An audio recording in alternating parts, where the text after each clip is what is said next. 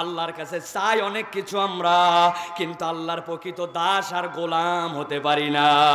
বান্দা যদি আল্লাহর দাস হয়ে যায়, আব্দ হয়ে যায়, এইটা যদি নিজের বন্দেগীর মধ্যে, জিন্দেগির মধ্যে ইনস্টল করে নেয়, আইয়ুবের কথা যে আল্লাহ শুনেছেন, ওই আল্লাহ আপনার আমার কথাও তৎক্ষণাৎ শুনে ফেলবেন, ঠিক কিনা?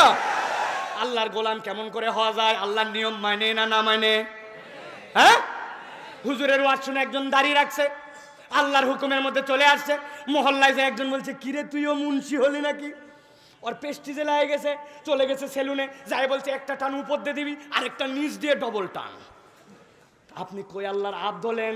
আপনি তো আল্লাহর উবুদিয়াতের উপর টিকে থাকতে পারলেন না, ঠিক কিনা?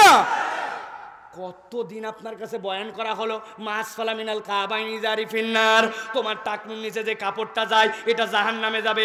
ওই মুসলমান শুনলো, এক কান দিয়ে বাল করে দিল, এক কান দিয়ে ভাঁজ করে করে রাখে।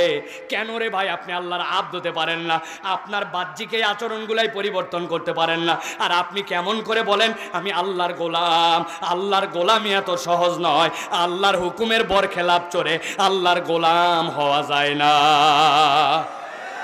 আল্লাহর হুকুমের বরখেলাপ চলে গোলাম হওয়া যায়? আপনার পিতামাতার কথা আপনি শোনেন না? চিন্তা করছেন হুজুর এখানে উবুদিয়াত আছে? হ্যাঁ, ওয়া কাদা রাব্বুকা আল্লা তা'বুদু ইল্লা ইয়্যা ওয়া বিল ওয়ালিদাইনি ইহসানা। আল্লাহ বলছেন আমার হুকুম আগে শোনো, এরপরে পিতামাতার কথা শোনা লাগবে। আপনি পিতামাতার কথা পছন্দ করেন না, মা চুল কাটার টাকা দাও, 50 টাকা দিছে বলে হয় না এখনকার বাজারে, 100 টাকা দাও। 100 টাকা নিয়ে চলে গেছে এসি সেলুনে, বাহিরে আগেই দেখছে এখানে একটা মোরগের মতো, শিয়ালের মতো, বিজির মতো, কুকুরের মতো, ঘোড়ার মতো পছন্দ করছে ঘোড়া, ভিতরে যায় বলছে ঘোড়া কাট। এরপরে সেলুনালা আগেই ধরে এই জায়গায় ক্লিপ লাগাইছে, লাগাই এদিক থেকে কমাইছে, এদিক থেকে এই জায়গায় টিকি বাঁধছে, এদিক থেকে 3টা টান দিছে, দেওয়ার পরে পিছন দিকে কাটে কুটে দেখার মতো করে আসতেছে। বাড়িতে আসার পর মা বলছে আয় ব্যাক কর, এটা কি চুল কাটলি? এরকম চুল এটা কাটা হলো নাকি? বলছে বেশি কথা বলো না, বাড়িতে কিন্তু থাকবো না। কথা বলে, আমি সব জায়গায় বলি, আগে পিতামাতাকে সন্তানরা ভয় করত, কিন্তু এখন আমরা এমন বেয়াদব সন্তান হয়েছি, বিশ্বাস করেন ভাই, বাপ মারা সন্তানকে এখন ভয় পায়। কথা বলেন। আপনার আচার আচরণের সন্ধ্যার পরে বাড়ি চলে আসবি, ফোন দিয়ে বলছে যখন আসা লাগবে তখন আসবো, বেশি কথা বললে বাড়িতে আসবো না, বলছে যখন মন চাই তাও এই কথা বলিস না, তুই বাড়িতে আসিস। বাপ মার হৃদয় ভর্তি ব্যথার ব্যথা, অন্তরে কষ্ট বেয়াদব সন্তানের জন্য। আপনি সন্তান বেয়াদব, আর এদিকে মাহফিলে আসে কল কোরআনের আলো, ইসলামের শত্রুরা ভুয়া। আপনি ভুয়া বলেন কি? আপনি আব্দ হতে পারেন নাই। আল্লাহ বলছেন তোমার পিতামাতার বৈধ কথা শোনা লাগবে। আপনি বাপ মার কথা যদি না শোনেন, আপনি আল্লাহর প্রকৃত বান্দা হতে পারেন না, ঠিক কিনা? পিতামাতার সাথে আপনি কেন এরকম আচরণ করেন, কেন এই বেয়াদবি করেন? যেই কথা আল্লাহ আপনাকে মানতে বলেছে, আপনি সিদ্ধান্ত নিয়েছেন সাইফুল্লাহ ভাইয়ের ওয়াজ শুনে, আজকের থেকে সিদ্ধান্ত নিয়েছি কথা বললেই যে তুই খারাপ কথা বলি, বাজে কথা বলি, বাপ মার সাথে কথাই বলবো না, মুখে দিলাম তালা। বাপ যাই বলুক কোনো উত্তর দেই না। আল্লাহ বলছেন এত সোজা না, ওয়াকুল্লাহুমা কওলান কারীমা, তুমি যে মুখ বন্ধ করে রাখবে তাও হবে না, তাও হবে না। তোমার পিতামাতার সাথে সম্মানজনক বিনয়ী কথা বলা লাগবে, এটাও স্বয়ং একটা ইবাদত। কেউ যদি তার পিতামাতার সাথে সুন্দর করে কথা বলে, আম্মা কেমন আছেন, ভাতটা একটু দেন না মা, আমি একটু বাইরে যাচ্ছি মা, দোয়া করেন সময় মতোই চলে আসবে। আপনি সুন্দর করে এই যে কথা বলতেছেন, আপনি নামাজে থাকা অবস্থায় যেরকম ইবাদত করলে সওয়াব হয়, যতক্ষণ পিতামাতার সাথে এরকম কথা বলবেন, আল্লাহ আপনার আমলনামায় ইবাদত করতেছে, ইবাদত করতেছে, ইবাদত করতেছে, আল্লাহ লেখে লেখে সওয়াবে ভরায়া দিবে। তাহলে 1 নম্বর জীবনে আব্দ হতে হবে। কি হতে হবে? আল্লাহ রাব্বুল আমিনের কথার উপরে আমার কোনো কথা নাই, আপনার কোনো মন্তব্য নাই। শাইখ আহমদুল্লাহ একটা কথা বলেছেন, আরেকটুখানি আমি যুক্ত করি। আপনার আমার পণ্ডিতি এখন বিরাট লেভেলে গেছে। ইসলামের এই বিধান এরকম হলো কেন, আল্লাহ এটা এরকম করে করলো কেন, এটার ব্যাপারে এরকম কি, যুক্তি কি, খুঁজে কি না? যুক্তি শয়তান বেশি খোঁজে, ইমানদার যুক্তি খোঁজে না। আল্লাযীনা ইউমিনুনা বিল গায়বি ওয়া ইউকিমুনাস সালাতা ওয়া মিম্মা রাযাকনাহুম ইউনফিকুন। এই আয়াতের তাফসীর পড়ে দেখবেন আল্লাহ রাব্বুল আমিন কি বলেছেন এখানে। আপনার বাড়িতে একটা কাজের মহিলা আছে, অথবা আপনার অফিসে একজন পিয়ন ঝাড় দেয়, ও একদিন হেড অফিসের সবচেয়ে বড় বসরে যাই বলছে, আপনি কি করেন সারাদিন? আমি তো তাও ঝাড় ঝাঁটা দিয়ে কাজ করি, সারাদিন দেখি আপনি খালি ল্যাপটপ নিয়ে বসে আছেন, এত ফাঁকি দেন কেন? কারে বলছে এই কথা? কথা বলেন। বস বলছে কে? ঝাড়ুদার। ঝাড়ুদার বলছে সারাদিন খালি ল্যাপটপ নিয়ে বসে থাকেন, আমরাও তো দেখি এইগুলাতে খালি গান বাজনা এগুলো দেখা যায়। বস কি বলবে? এটাকে অন্তত বিদায় কর। বেকুব, আমার ল্যাপটপ নিয়ে বসার মানে তুই জানিস নাকি? আর তোর কাছে এটা বলবো নাকি? এই ল্যাপটপে বসি বলে বায়ার আসে, কেনাকাটার সব চলে, তোর বেতন দেয় বেকুব। এই ল্যাপটপ আমি কোনো তোর জন্য, তোর বুঝে আসবে না, সিনেমা নাটক দেখার জন্য নিয়ে বসি নাই, ঠিক কিনা? এখন এটা তো আল্লাহর সাথে যাই না, আনকম্পেয়ারেবল। তারপরেও বলি আল্লাহর তুলনায় ওয়ামা উতিতুম মিনাল ইলমি ইল্লা কলিলা। আপনার আমার তো জ্ঞান এত মাইনর যেটা চিন্তার বাইরে। তো আল্লাহর ব্যাপারে আপনি জিজ্ঞাসা করেন কেন? আল্লাহর ব্যাপারে প্রশ্ন করেন কেন? এইটা যে করে সে কখনো প্রকৃত আব্দ হতে পারে না। আল্লাহর আব্দ যে মাথায় ধরলেও সে মানবে, মাথাও না ধরলেও মানবে, এটাই হচ্ছে প্রকৃত আব্দের পরিচয়, ঠিক কিনা?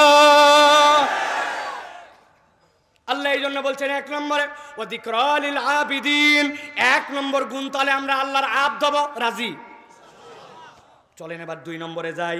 আল্লাহ বলতেছেন ওয়া ইসমাঈল ওয়া ইদরিস ওয়া যাল কিফল কুল্লুম মিনাস সাবিরিন। আল্লাহু আকবার। আল্লাহ বলছেন এরপরে আমি পয়গম্বরদের কথা বললাম, ওয়া ইসমাঈল, এরপরে বলছেন ওয়া ইদরিস ওয়া যাল কিফল কুল্লুম মিনাস সাবিরিন। আল্লাহ বলছেন এদের দ্বিতীয় গুণাগুণ হবে, এর নবীরা, নবীওয়ালা চরিত্র হচ্ছে প্রত্যেকটা নবী ছিলেন ধৈর্যশীল। সুবহানাল্লাহ। ধৈর্যের মানে কি ভাই? হ্যাঁ কই হুজুর আমরাও ধৈর্যশীল। বউ যে কি জানেন না আপনি? বাড়ির ভিতরে কত ধৈর্য ধরে আছে, ওরে বাবারে, আছে না এরকম? উনি খালি বইয়ের দোষ দেখতে পায়, নিজের কোনো দোষই দেখতে পায় না। হালকা একটু লবণ ঝাল তেল কম হয়েছে, বাড়িতে যায় ডায়লগ দিছে, ময়াকার গয়েদির গই, কি রান্না করছিস? বানান করে দিব, বানান করে দিব না? আপনি কত বড় ব্যাককল, যেটারে বিয়ে করে আনছেন, আপনার সন্তান ধারণ করছে, যার সাথে আপনি রাত্রে থাকেন, একসাথে চলেন, তারে আপনি ময়াকার গয়েদির গই বলেন। আপনার মতো ব্যাককল স্বামী একটাও নাই, ঠিক কিনা? কি পাইছেন আপনি? এই বাজে কথা আপনি কেন বলেন? অল্প একটু 19-20 হতেই আবার বইয়েরাও আছে, বাজারের লিস্ট পুরা ধরায় দিছে, হয়তো বা ওর মধ্যে নারিকেল তেল আর ম্যাচ লেখা ছিল, সব আনছেন, কিন্তু বেচারে ভুলে গেছে নারিকেল তেল আনতে পারে নাই। কই তোমার সাথে 25 বছরের সংসার করে আমি কি পাইছি? আছে না? আছে না? দুইটাই বেইনসাফ। আপনি বলতেছেন খুব ধৈর্য ধরে আছেন। না না না ভাই, আমি আপনাকে ধৈর্যের কনসেপ্টের জন্য বলতেছি, আমার কথা নয়। মুফাসসিরিনে কেরামের বক্তব্য, আল্লাহর জন্য ধৈর্য ধরার সর্বোচ্চ রূপ হচ্ছে আল্লাহ যে বিধান আপনার উপরে দিয়েছেন, আল্লাহর বিধানের উপরে আপনার সন্তুষ্ট থেকে, আল্লাহর বিধানের উপরে আপনি দায়েম এবং কায়েম থেকে দুনিয়ার কোনো দিকে তাকান না, আল্লাহর বিধান আপনার অন্তঃকরণে মেনে নেন, এটাই হচ্ছে সবচেয়ে বড় সবর, ঠিক না? দুনিয়ার মানুষ যাই বলুক না কেন, এর সাথে আমার কিছু যায় আসে না, আল্লাহর বিধান যা আমি মানি তা, ঠিক না? বলেন তো জোরে জোরে ঠিক, কিন্তু মানেন না তো অনেক কিছুই। শায়েখ আলোচনা করছেন একটু আগে, বিয়ের মধ্যে ফরজ হচ্ছে 3টা। একটা হচ্ছে ইজাব কবুল, আরেকটা মোহরানা, কেউ মোহরানা কেউ ওয়াজিব বলেছেন, সাক্ষী রাখা লাগবে। এরপরে আপনার বিধান হচ্ছে আউলিম ওয়ালাউ বি শাহাতিন, সম্ভব হলে একটা ছাগল দিয়ে হলে অলিমা করো, বিয়ের কাহিনী শেষ। কিন্তু আপনাদের গাইবান্দার বিয়েতে 2.5 দিন আগের থেকে ডিস্টি কথা বলেন। এরপরে হলুদ আছে কিনা, ভাবিরা আসে ডলায় ডলায় গোসল করে দিয়ে টাকা কামাই করবে কিনা, হলির ছোঁয়ানি আছে কিনা, মেহেদি সন্ধ্যা আছে কিনা, এরপরে নিয়ে যাবে কমিউনিটি সেন্টারে, যাওয়ার পরে এরপরে সেলফি পার্টি। হ্যাঁ ভাবি ই করেন ভাবি, হ্যাঁ এই তুই কে রে, তোকে তো চিনলাম না। কয় আমি এলাকা তো, পাড়া তো, দেশা তো, বিভাগীয় তো ভাই। কেউ কেউ আসে বলছে এগুলো করা যাবে না, এগুলো অন্যায় কাজ, এইগুলোর থেকে বেরোতে হবে, এইগুলোতে কি তোর ইসলাম রে, খালি বললেই হবে নাকি? একটা কথাবার্তা একদিন আনন্দ করব না মানে আপনি আল্লাহর বিধানে সবর করতে পারেন না। আল্লাহ যে বিধান আপনাকে দিয়েছেন, আল্লাহ বলছেন ওইটার উপরে ইস্তেকামত থাকার নাম হচ্ছে সবর। এটাই সবরের চূড়ান্ত রূপ। কোনো ইমানদার যদি সবর একবার নিজের হৃদয়ে ইনস্টল করে নিতে পারে, আল্লাহ বলছেন ওই বান্দার যা লাগবে তা দেওয়ার জন্য আমি আল্লাহ রেডি আছি। এখন তো বিরাট বড় কথা চালু হয়ে গেছে, বলে আগের দিনে একরকম ছিল, এখন সমাজ পরিবর্তন হয়েছে, আগে যাহা সুদ ছিল এখন তাহাই মুনাফা। বলে কিনা কথা বলেন? যাহা নাকি আগে সুদ এখন নাকি তাহাই মুনাফা। মুরব্বী মানুষ, এত বড় দাড়ি, বিপদে পড়ছে, একটু আটকায় গেছে, দাদনের ব্যবসা করে, মানুষকে টাকা ধার দিয়ে সুদ খায়। আমি প্রত্যেক মাহফিলে ওয়াদা করছি, আলোচনা করি, আপনার দাড়ি, আপনার টুপি, আপনার এগুলা কাজ দিবে না ভাই, বড় বিপদে পড়ে যাবেন। আসরের নামাজের পরে একজন এসে বলছে 1000 টাকা দেন চাচা, বাচ্চা অসুস্থ, ডাক্তার দেন। হাতে টাকা নাই, দেন না চাচা। হাতে টাকা নাই বললাম। খানিকক্ষণ পরে আদর করে বলছে চাচা টাকা কি এমনি নিব নাকি, আজকে শনিবার দেন, আগামী মঙ্গলবার দিন 1250। বলছে বেকুব মানুষের টাকা কি হাতে থাকে নাকি, বাড়ির চল। বাড়িতে নিয়ে চলে গেছে, যাওয়ার পরে 1000 টাকা দিয়ে দেওয়ার সময় আবার বলতেছে তোর কি আরো লাগবে নাকি? তোর চাচি বললো আরো 3-4 হাজার আছে, তবে যা করবি তাড়াতাড়ি কর, আমি কিন্তু মসজিদে যাই মাগরিবের জামাত ধরবো। আসরের নামাজের পরে এসে দাদনে টাকা দিয়া মাগরিবের নামাজ ধরতে চায়। এরকম মুনাফিক মার্কা মুসলমান আছে কিনা? আল্লাহ রাব্বুল আলামিন এই জন্য বলছেন وإسماعيل وإدريس وذا الكفل كل من الصابرين।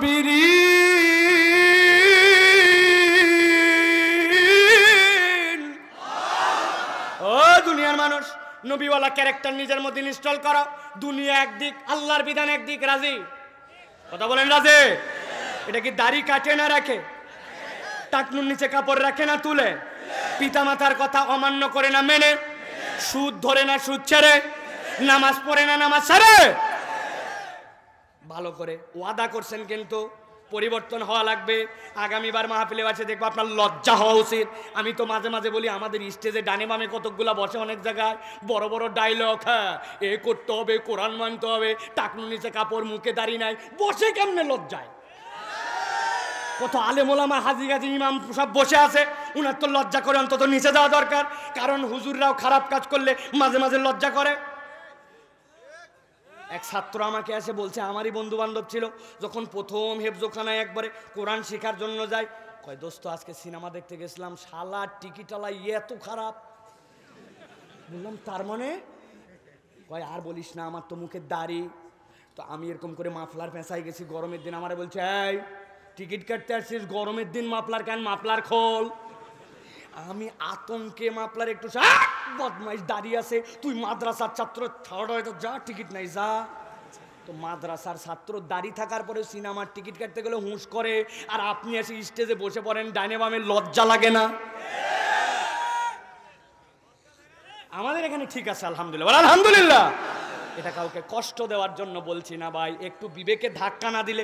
এই কথা তো শায়েখ আহমদুল্লাহ বলবেন না, আমার বয়স কমে জন্য বলে নিচ্ছি, আমার বয়স ওনার কাছাকাছি গেলে আমিও শুধরাই যাব, তাই না ভাই?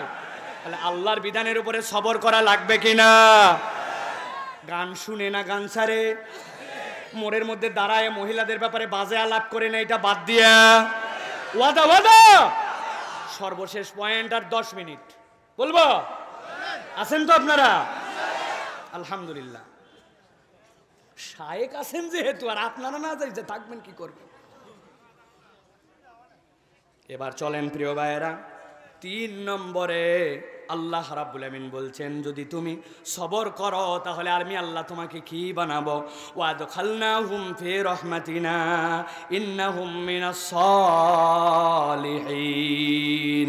আল্লাহ বলছেন কেউ যদি একবার সবর করে আমি আমার রহমতের চাদর ওই বান্দাকে ঢুকাই নিব, আর আমি নেককারদের ভিতরে তাদেরকে শামিল করে নিব।